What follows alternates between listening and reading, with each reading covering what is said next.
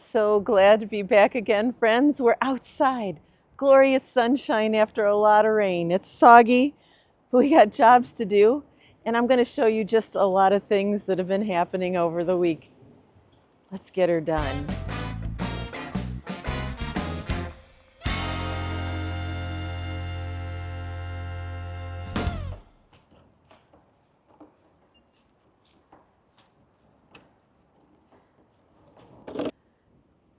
Here is our rather old cold frame, but she still does the job, and we are going to do spinach in it. We got to get it over into the stone beds.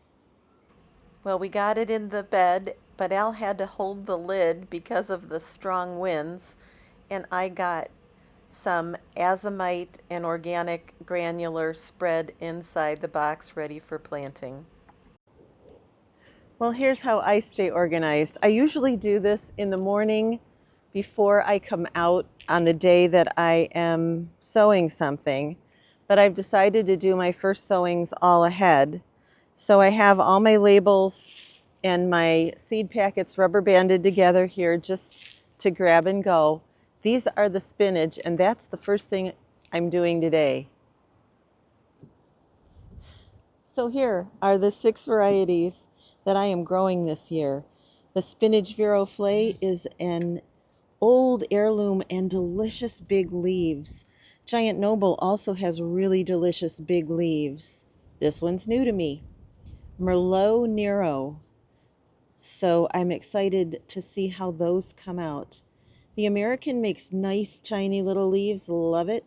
Palco also is a real dependable spinach. And then, of course, there's the ever popular Bloomsdale Longstanding. So that's the spinach that I'm doing. Wow, this wind keeps gusting up pretty intensely today, so I'm afraid that we're not going to be able to do much more of this planting. I just really wanted to get these 3 cilantros planted today.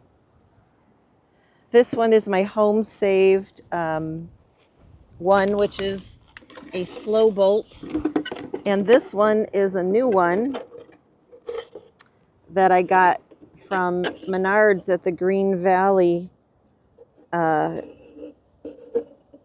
brand, and they're just like the dollar store. They're inexpensive, but I have never had a problem with any of them. They're just all really kind of common, so I imagine that it's going to be, just a common one. And then the last one I'm going to put in is some lemon dwarf. I had that last year. It was very tasty. Well, that sure feels good. I got 3 kinds of cilantro and my arugula in. Now let's go look over there at the garlic and see if anything's happening. Well, nobody's gotten through the chicken wire that is covering the mulch of leaves, and I don't see any green sprouts, but you know what? It's still the first week of March, and that's okay. But look what we found here. Somebody's had a heck of a dig in this bed. Ay, ay, ay. Ooh, let's see what's happening over there. Ah. Chives. Chives have sprouted. That's good. And I see some buds on the blueberries and the honeyberries. Cool. All right, I see Al has laid out the loppers, so the next job is to trim the last year's fruiting vines off of this arbor of blackberries. So I couldn't find my little atomizer of alcohol, so I wet a paper towel with isopropyl alcohol. I've cleaned these little clippers, and now I am going to get these sanitized. And the thing that I'm going to go for are the last year's fruiting vines and get those off because they won't do anything for us this year. So you can see here this vine has fruited. So I'm going to follow it back, and that one will be coming out because it's not going to do anything for us this year. I have a whole video about this that I'll link at the end. Well, we're going to call the game.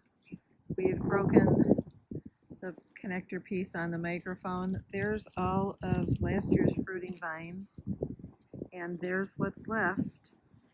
Chester is really kicking it in high gear over there, but the black satin only has 2 vines, but they're strong, and the second plant has nothing.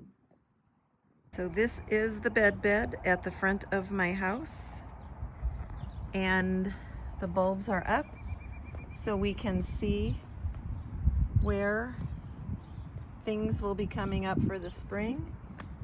And I will work around all of these different bulbs that are emerging.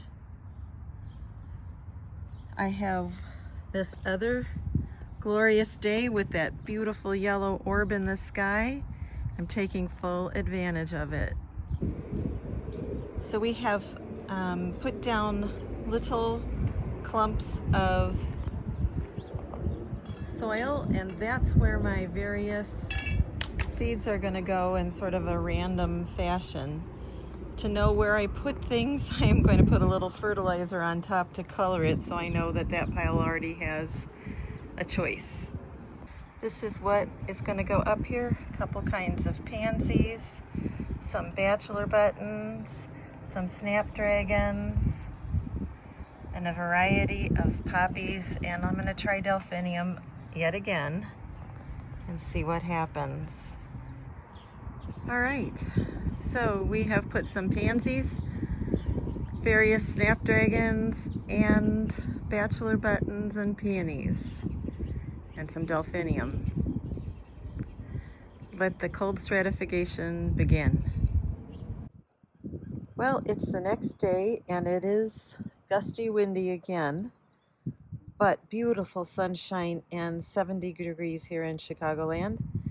And this is what I'm going to get in Cloches. Some Mizuna, that's save seed from years gone by. Some sorrel, that's new to me, has a lemony flavor.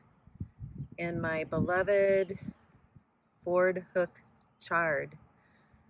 Mayan Jaguar lettuce, that's new this year. Some Little Gems, an Old Faithful, as is Marvel of Four Seasons, and my fave Little Caesar. So I'm going to get 6 jugs going. Well, on the left is the sorrel. That's that lemony, punchy, perennial leaf in the Mizuna. This is the 4 types of lettuce, and there's what I sowed yesterday. And on the other side, next to last year's chard that has died back, I've planted my Ford Hook Swiss chard. Inside, I pre-prepped my jugs for the flowers and the cloches for the vegetables. Here are the flowers that I am going to put in. I'll go into a little more detail later.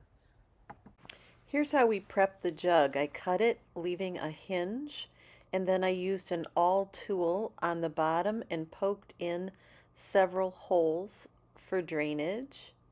And now we're going to take that jug and fill it with an all-purpose potting soil right out of the bag. And we're working pretty quickly because it is really, really windy and everything is blowing everywhere today. So the way I like to do this is I like to use clear packing tape rather than duct tape like you see a lot of people do. It sticks well, but it comes off again easy later, where duct tape is hard to do. So just put them together. You can actually, put one slightly inside of it if you need to. and get her taped shut. Simple as that. It was such a windy day, but we got her done. And let's go over what I actually planted. The first thing I planted were the dwarf cosmos from Allie. And I'm excited about those, but I'll have to watch them. They don't like wet feet. This cut flower mix includes coxcomb. I've never done those from seed, so I am excited. The next are the Cosmos Early Sensation. That is white, pink, and crimson, 5 foot tall. Oh, this is the Royal Carpet mix of alyssum. Smells so wonderful. The blue butterfly pea. This is prized for culinary uses and turning your tea blue. The passion flower. I first saw these at the Chicago Botanic Garden. I have never done them before. Zinnia Benaries red. These are just going to be stunners in the garden. And then we have the alyssum honey scent, which is sure to draw in the beneficial bugs. Next is the cup and saucer vine, part of the grow along over on So Chatty. Claire and Carrie's weekly chats are a delight. Make sure you check them out. This vine dates back to the 1700s. My last one is a wildflower blend. I'm excited about that, and it might go to Door County as well. It's been a beautiful couple of days. Got a lot done. It felt so good to be in the garden. But the temperatures are dipping again. It is this time of year in Chicagoland, and that's just what happens. But we got a lot of jobs done. I'm glad you were here, and I hope you come back again. Remember, sometimes the only thing we harvest is knowledge, and that's okay. Bye for now. We'll see ya on the next one.